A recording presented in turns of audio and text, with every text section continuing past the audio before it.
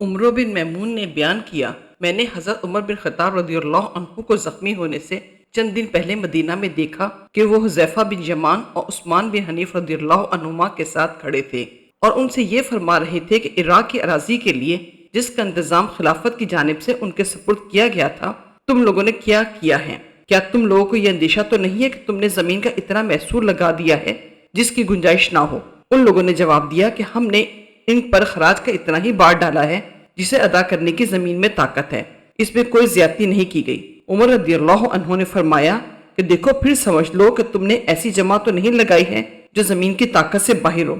रावी ने बयान किया कि इन दोनों ने कहा कि ऐसा नहीं होने पाएगा। इसके बाद उमर रज़ियल्लाहु अन्हु ने फरमाया, अगर अल्लाह ताला ने मुझे जिंदा रखा तो मैं इराक की बेवा औरतों के लिए इतना कर दूंगा कि फिर मेरे बाद किसी की मोहताज नहीं रहेंगी।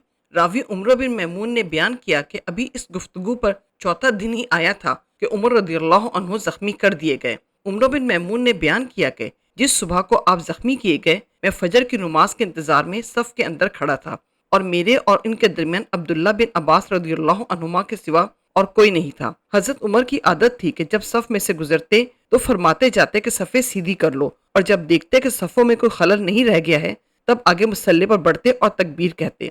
अब फजर की नमाज की पहली रकत में उम्मन सूरह यूसुफ या सूरह नहल या इतनी ही तवील को सूरत पढ़ते, यहाँ तक कि लोग जमा हो जाते। उस दिन अभी आपने तकबीर ही कही थी कि मैंने सुना आप फरमा रहे हैं कि मुझे कत्ल कर दिया या कुत्ते ने काट लिया। अबू लुलु ने आपको जख्मी कर दिया था। उसके बाद वो बदबख्त अपना दो धारी खंजर लिए दौड़ने लगा और दाएं और बाएं जिधर भी फिरता तो लोगों को जख्मी करता जाता। इस तरह उसने 13 आदमियों को जख्मी कर दिया, जिनमें 7 हजरात ने शहादत पाई। मुसलमानों में से एक साहब हतान नामी ने ये सूरत हाल देखी तो उन्होंने इस पर अपनी चादर डाल दी। इस बदबख्त को जब यकीन हो गया कि अब पकड़ लिया जाएगा तो उसने खुद अपना भी गला काट लिया। फिर उमर रज़ियल्लाहु अन्हु ने अब्दुर्रहमान बिन औफ रज़ियल्लाहु अन्हु का हाथ पकड़कर उन्हें आगे बढ़ा दिया। उमर बिन मैमून ने बयान किया कि जो लोग उमर रज़ियल्लाहु अन्हु के करीब थे उन्होंने भी वो सूरत हाल देखी जो मैं देख रहा था, लेकिन जो लोग मस्जिद के किनारे पर थे पीछे की सफ़ों में तो उन्हें कुछ भी मालूम ना हो सका। अलबत्ता चूंकि उमर रज़ियल्लाहु अन्हु की किदरत नमाज में उन्होंने नहीं सुनी तो सुबहान अल्लाह कहते रहे। आखिर हज़रत अब्दुर्रहमान बिन औफ रज़ियल्लाहु अन्हु ने लोगों को बहुत हल्की नमाज पढ़ाई। फिर जब लोग वापस होने लगे तो उमर रज़ियल्लाहु अन्हु ने फरमाया, इब्ने अब्बास देखो मुझे किसने जख्मी किया है। इब्ने अब्बास रज़ियल्लाहु अन्हुमा ने थोड़ी देर घूम फिरकर देखा और आकर फरमाया, मुगीरा रज़ियल्लाहु अन्हु के गुलाम अबू लुलु ने आपको जख्मी किया है। उमर रज़ियल्लाहु अन्हु ने दरियाफ्त किया, वही जो कारीगर है? जवाब दिया कि जी हाँ। इस पर उमर रज़ियल्लाहु अन्हु ने फरमाया, अल्लाह उसे बर्बाद करे, मैंने तो उसे अच्छी बात कही थी जिसका उसने ये बदला दिया। अल्लाह ताला का शुक्र है कि उसने मेरी मौत किसी ऐसे शख्स के हाथों नहीं मुकद्दर की जो इस्लाम का मुद्दई हो।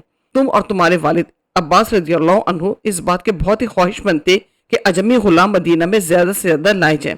यूं भी उनके पास गुलाम बहुत थे। इस पर इब्ने अब्बास रज़ियल्लाहु अन्हुमा ने अर्ज किया, अगर आप फरमाएं तो हम भी कर गुजरें। मकसद ये था कि अगर आप चाहें तो हम मदीना में मुकीम अजमी गुलामों को कत्ल कर डालें। उमर रज़ियल्लाहु अन्हु ने फरमाया, ये इंतहाई गलत फिक्र है, ख़ुसूसन जबकि तुम्हारी ज़बान में वो गुफ्तगू करते हैं, तुम्हारे किबला की तरफ रुख करके नमाज अदा करते हैं और तुम्हारी तरह हज करते हैं। फिर हज़रत उमर रज़ियल्लाहु अन्हु को उनके घर उठाकर लाया गया और हम आपके साथ साथ आए। ऐसा मालूम होता था कि जैसे लोगों पर कभी इससे पहले इतनी बड़ी मुसीबत आई ही नहीं थी। बास तो ये कहते हैं कि कुछ नहीं होगा, अच्छे हो जाएंगे, और बास कहते थे कि आपकी ज़िंदगी खतरे में है। इसके बाद खजूर का पानी लाया गया और आपने उससे पिया तो वो आपके पेट से बाहर निकल आया। फिर दूध लाया गया, उसे भी जो ही आपने पिया जख्म के रास्ते वो भी बाहर निकल आया। अब लोगों को यकीन हो गया कि आपकी शहादत यकीनी है। फिर हम अंदर आ गए और लोग आपकी तारीफ बयान करने लगे। इतने में एक नौजवान अंदर आया और कहने लगा, या अमीरुल मोमिनीन, आपको खुशखबरी हो,